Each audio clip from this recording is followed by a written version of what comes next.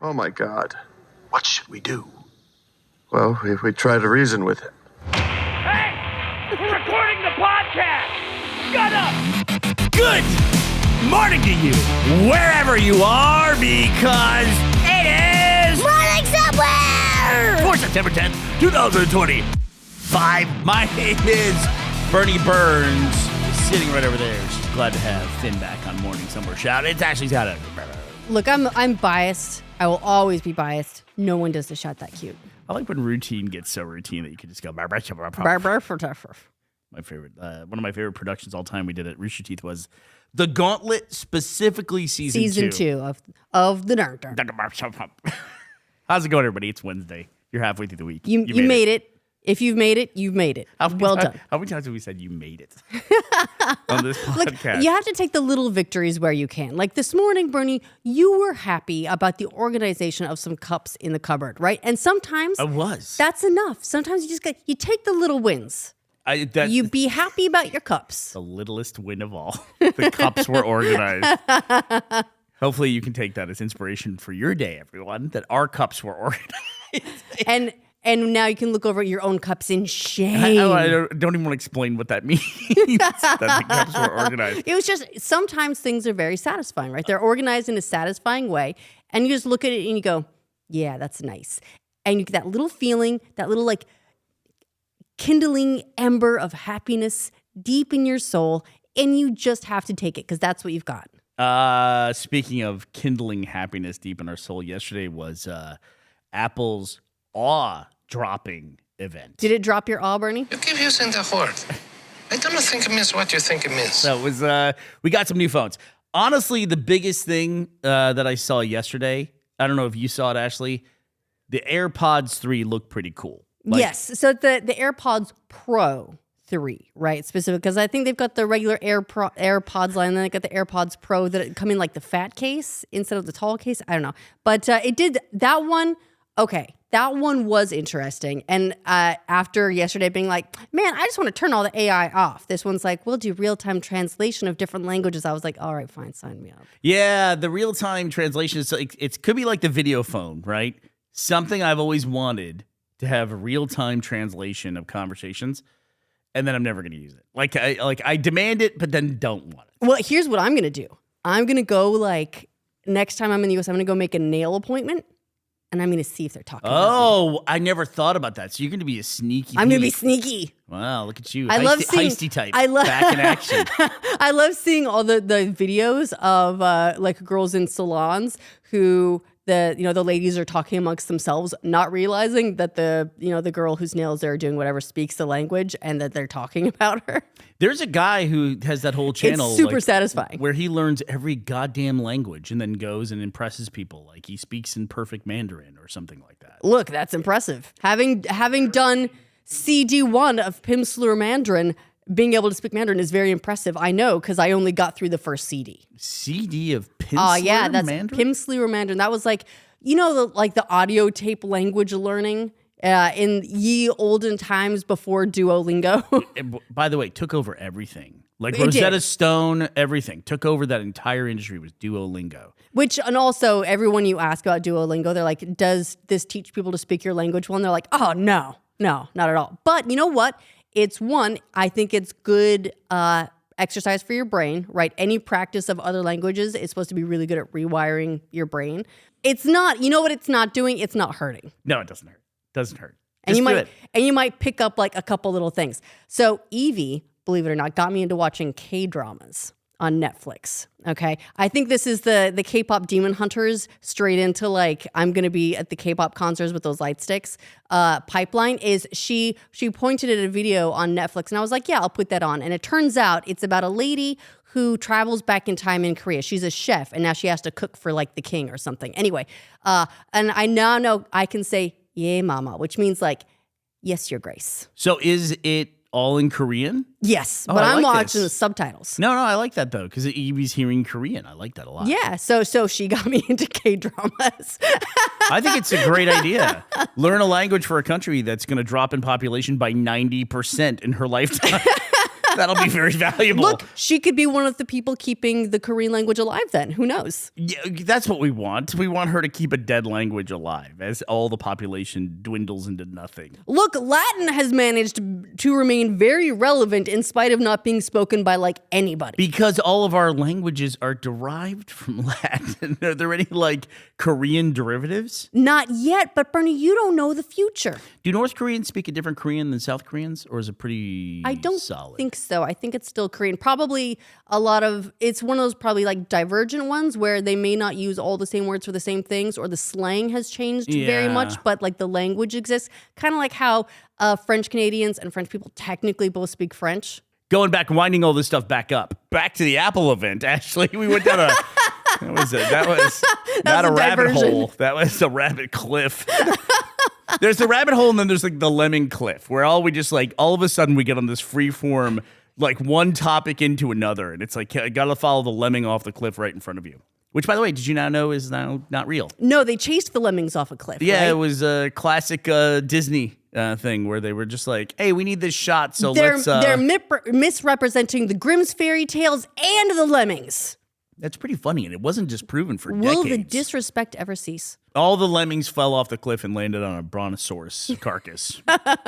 Yeah, but so the Apple event, I mean, the phones, they look cool. They're phones. The interesting thing to me about the Apple phones, or the iPhones, is that the new ones, there's no black. It's white, blue, and orange. They have different names, but it's white, blue, and orange, basically. What it's going to come down to is the same thing for me. It always comes down to it's going in a case. Yeah, it is going to go in a case, but I don't know. It's like I just feel it's like an interesting choice to make for their high-end stuff. For them to try to move away from that, it does seem like they go through swings, right? There'll be a swing where things are a lot of colors, and then there'll be a swing where they're like, this one comes in black, graphite, and sand. Yeah, the black graphite are basically like flip sides of the same color, basically. The white one is actually silver. I think the cool thing about this is they have gone back from titanium to aluminium, Can I get it in great? which will dissipate the heat. I've noticed my phone gets hot, and mine's titanium, and it does get hot. Yeah, so they're going more for heat dissipation, but they are keeping a bit of glass on the back to maintain the charging, right? Because you can't do the what is it, inductive charging without glass. Is that right? You're talking about the MagSafe, right? Yes, Yeah. the MagSafe. That's Yeah. what it's called. Thank you. Yeah, the MagSafe doesn't work unless you've got a glass back. Apparently, I didn't know that until the leaks came out about this new phone. It's thinner as predicted, but it's I don't know if it's worth the upgrade. The AirPods 3 look pretty compelling to me because we even left one of what I think is the most compelling feature of it is that it's got a heart rate sensor in it, so you can now use it to track your fitness stuff and not have to have your watch on. Okay, follow-up question. Is anyone who's going to be using the AirPods Pro 3 not also using an Apple Watch? Sure. I'm sure there's lots of people who don't have an Apple Watch. It's got to be like their lowest penetration product, right? Yeah, is it? Is it their lowest penetration What else? project? Bernie? These are just words, Ashley. These are all derivatives of Latin. Grow up over there. Thought you made But it no, through an entire CD of Korean. It is very cool though that that it will be able to track your heartbeat through your ears. That's neat. Makes sense. The new the Pro Watch, the Ultra 2 and the Ultra 3 have a blood pressure software on them, so they can detect your blood pressure. It looked like it was like overall trends of hypertension, essentially. Did they announce if that's going to be one of those things that's like only available outside the U.S.? Remember they had the patent dispute that was going on with was it blood glucose monitoring? I Yeah. wonder if some of these features are going to be regional. That's not real to me. At this point, we've been talking about that phantom feature for like 3 years at this point. And every time, they were saving it for like the 10th iteration of it. They were saving it for this anniversary. There was a patent dispute about it. If it's not in the watch by now, it's not happening. And then if it happens, it'll be a nice surprise. But I'm not going to put off waiting for this glucose meter. Would be cool to have that on your wrist. But blood pressure is probably actually a little bit more important to most people, I would say. Probably. It's got. Would you say that's got higher penetration? It's just a word, Ashley. It's just a word. I did notice, though, in their presentation when they talked about the Apple Watch, they focused on it saving people's lives. Like in falls, car accidents, guy had a stroke while doing jump rope in his driveway. And it has, like, I was in a car accident when I had my Apple Watch, and it knew it immediately. Did it call 911 for you? Yeah. Also, because I have toddlers, it's constantly asking me, did you just take a tremendous fall? It's like, no, a 5-year-old just jumped on me with both knees. That's what happened. But thanks for your concern. I have had to tell it many times I did not just hurt myself in a fall or something like that. But so I don't know. Personally, I might look at the AirPods 3, the Pro 3, whatever it's called. I had the last iteration of those. And one of the things I was really excited about with those headphones was that finally they had a thing where if you lost your headphones case, you could use your phone to detect it. Turns out the best tool for finding your headphones is to pay $300 for them, and then you never lose them ever. Like, you're constantly paying attention to where they are. No, I use that feature all the time. I'm always using Find My, because a lot of times, especially if I'm listening to an audiobook or something, I have one headphone in, right? So I want to be able to hear the world around me, but also I want to listen to my stories. And so I'll have just one in, and then I either lose the one headphone or I forget where I put the case. And so I use the Find My for both the individual AirPods and the case a lot. My watch, are you the same way? My watch essentially has two functions. I don't know if I get the full value out of this thing. It's A, a step counter, like a Fitbit or something like that. And then B, 50% of the time I'm using it is to find where the hell I left my phone. Right? Yeah, it's that. Or I also use it. That's how I get reminders and know to go check my phone for something. It's like when you use Google as a spell checker, it's like Google's like, that's not what I'm here for, please. I'm way more advanced than this. Okay, yes, I can do this, but this is really not why I was built. It's funny too, because how many times is like, if you saw your entire life search history and then it's just one word like embarrassed, epitome or something like, and that's it, Did you mean to spell epitome? Well, the good news, I guess, for the guys who just won the $8 billion lotto is that they'll be able to afford all of the fun new Apple toys. Yeah, instead of having to pick and choose. I was doing some. It was 1.8 billion, and they had to split it. And then I even was looking at if they wanted to take it, the lump sum payment. I think it was something like 400 million was what they were going to be offered for the lump sum or something like that. Oh, as opposed to if you take it over, 30 years? So I did some math on it, though, because I'm a little obsessed about one aspect of the lottery. So I wanted to wait until the smoke cleared a little bit and they announced some of this stuff. So in the Powerball lottery that everyone knows about, that was won by two people for $1.8 billion, the winning numbers in the September 6th Powerball drawing were white balls 11, 23, 44, 61, 62. And then the red Powerball, which is where I guess it gets its name, 17. Second place, there was 232 tickets sold. They matched four numbers. Okay. They matched the Powerball. Okay. They got $50,000. 232 people matched all but one number. They even matched the Powerball. I think about these people all the time. When you get that check, is that okay, sure, you're $50,000 up, but is that almost worse? 100% in my mind, will you spend the that rest is of your worse. life, every single day for the rest of your life, thinking about your almost? So two people won everything. 232 people won $50,000 by missing one number. I think about those people all the time. You are 100 times more likely to be one of those people. Imagine, like you said, getting that $50,000 check. It's like, congratulations. Go grocery shopping twice with that. But you would think about that all the time for the rest of your life. You were one number away from $1 billion. Well, let's look at how we can maximize though this our newfound $50,000. Can I take it in euros? Right? Just like predictively, can I just say I think that a long-term investment, I just want this in euros. Well, it's interesting because I'm going to get to this in a second. There's an article about a Russian advisor has said what he thinks the U.S. plan is to use cryptocurrency to devalue the dollar. We'll talk about that in a second. Okay. But there's another thing. We were talking about how you can either take the lump sum or you can take it over many years. Yeah. There was a dude in Oregon who won Publishers Clearinghouse sweepstakes. Are those the guys that would drive around in the van with the big check? Do you remember Ed McMahon used to okay. and they would show up at your house with a giant check and they would award it during halftime at the Super Bowl and stuff like that. This guy won a specific contest where he won $5,000 a week forever, and he won it in 2012. Not bad. I mean, look, he did better than matching 4 of the Powerballs, am I right? Call it $250,000 a year. Forever. He gets it forever. I'm assuming he can't pass it to his heirs. That's great. He Good won for it in him. 2012. Here's the problem. Publishers Clearinghouse went out of business and they declared bankruptcy. Oh. So now he no longer gets it. And the story is he's about to lose his house because he didn't save any of the money. Because he was getting $5,000 a week for the rest of his life, he was just spending all of the money. Right. He set up his lifestyle to require $5,000 a week. So it's one of those things you never think about. It's like, I'm sure he was probably offered a lump sum. That always seems like an option because they're basically handing the math over to you. Right. But the lump sum is like, what, like 2/3? Oh, right? it's whatever it is today. Like it's the principle of the investment that they do. He received an annual check for $260,000 every January. The money let him retire and buy a house on 6 acres in Washington. But this year, the check suddenly stopped. A few months later, he learned why. Publishers Clearinghouse had filed bankruptcy without warning him or other winners.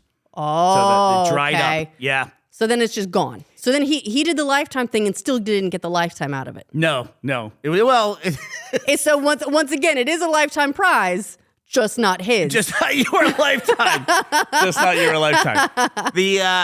So it's one of those things where a lot of the lotteries, I'm assuming Powerball is tied to the state government or a consortium of states, and you think, well, at least the state will never declare bankruptcy, but not so fast, my friend, because I was reading this article about this Russian advisor who has now said publicly that he thinks the plan for the U.S. government to get out of this $35 trillion of debt. It's a lot of debt. It's a lot of debt. Is that the plan is to move that debt to cryptocurrency in the form of United States dollars stablecoins and then devalue those dramatically. So they basically move it into a currency that they can then devalue, and that will reduce the debt. Like this crisis that America is just like heading like a train straight into. Did you read, by this the way? debt crisis? There's now this federal judge who might rule that the tariffs are illegal in the U.S., and that means the U.S. might have to refund $1 trillion worth of tariffs. I'm not saying the judge is wrong. I'm saying that the impacts of that might make his rightness or wrongness irrelevant. Right, because it's going to be messy. Because the other thing, too, is haven't prices also gone up for consumers? What, do the consumers get a refund? I doubt the consumers. Unlikely, right? I doubt that it's going to make its way back to the consumers who paid those prices. It's Right. just they're going to refund the people who had to pay the tariffs, not the people who paid the tariffs and then pass that along to consumers. Well, that's messy. I'm going to assume that's the case. Also, the U.S. having another $1 trillion, by the way, that they just owe to lots of random people, that could be a fucking nightmare at this point. It's already a nightmare. It could be like another level of nightmare. So now they're just going to change it over into a stable coin? I'm sure there's some term in Latin that can describe this. That's his conjecture, is that the U.S. going all in. It borders on conspiracy, but I personally believe, that there is an effort to devalue the dollar in general so that they can, like, for instance, there was a judge who just blocked Trump's firing of the Fed's governor. Yeah, Lisa Cook, right? Yeah, so he's trying to get hold of that. The whole effort there is to reduce interest rates, which on the surface seems like it's going to spur a lot of growth and investment. But the combination of where the dollar is and its suddenly reduced interest rate would then devalue the dollar even more. But if you can pay back such an extraordinary debt with an incredibly devalued currency, it's like you're paying it back in pennies on the dollar, essentially. Right, because the debt that you're repaying is not worth the debt that you incurred. Exactly. You always hear about adjusted for inflation. Everyone's heard that before. So if you can borrow money when it's worth a lot more and pay it back with money that's worth less, if you're staying ahead of the interest rate, you can actually get more money that you borrowed than what you're paying back. That does sound like a dangerous game, though. It's an extraordinarily dangerous game to play when so much of the world economy is based on the U.S. dollar, and certainly the U.S. economy is based on it. Right, and so I guess I have a question here. So if you're just like a normal U.S. consumer, right, and you buy things in dollars, does the dollar being worth less affect you, or is that something that affects like the people that are trading currencies? Yes, that is inflation. What you just described. Okay, So as the okay. dollar goes down in value, basically the way that an average person would see that is that they're paying more for things because the dollar buys less. Got it. Just Okay. across the board, you know? Certainly products that come from outside of the US immediately are more expensive, but really the overall effect is everything becomes more expensive as the dollar devalues. Okay. Well, Bernie, speaking of playing very expensive, dangerous, high-risk games, did you hear about the doctor in the UK who amputated his own legs as a fetish thing? Is this real? This is a real thing. So this doctor, a surgeon in the UK, has just been jailed because he basically paralyzed his own legs so that they would require amputation because this was a fetish that he had. And so he got his legs amputated and then claimed like 500,000 pounds in insurance claims and has now been like jailed over it for fraud. Because of the insurance scam. Yes. Yeah, I mean, there's a lot more to it than that as well, because the guy was also a surgeon and now he's got a lot of patients coming back going, hey, did I need that surgery? Of course. Or were you like doing it because you know you have a fetish? Is that established? Is that why he did it? Can I just ask a question that Yeah, I'm go going to ahead. be sorry I asked as soon as I ask it? Maybe. What's the fetish? What's the sexual gratification from? I mean, it's I guess just some sort of amputation fetish. I'm not really familiar with it, but he also, as part of this, the trial and everything, he also admitted 3 charges of possessing extreme pornographic images relating to videos from a website called The Eunuch Maker. Listen, man. So this is just like this isn't going anywhere positive, is what I'm saying. For a Wednesday, I feel like usually you go up, it's hump day. This is a valley. Like this is like it's only up towards Friday from here, right? It's Right, gotta it's all uphill from here. They do call it hump day, right? But when I think about a graph, like if you're getting over the hump, you're heading down to Friday. I guess it's down in terms of effort to get to Friday. Yeah, like now you've done the hard part. You're more than halfway. Now you're past No. the halfway point. Now it gets easier. No, I'm like Sunday's the worst. Sunday night is right. It's even Sunday night is worse than Monday morning. Do we agree with that? You know you're about to start the week. You know your weekend's over. Yeah, like every hour that ticks by is like your weekend is fading right into the sunset. Monday morning wakes up and you come to terms with it. All right, Ashley, who do we have to thank for getting us over the hump this week? Big thank you to John Spallison and Tom Armstrong. Thank you both so much for sponsoring this episode of our show at patreon.com/morningsomewhere and roosterteeth.com. All right, well, that does it for us today, September 10th, 2025. We will be back to talk to you tomorrow. We hope you will be here as well. Bye, everybody.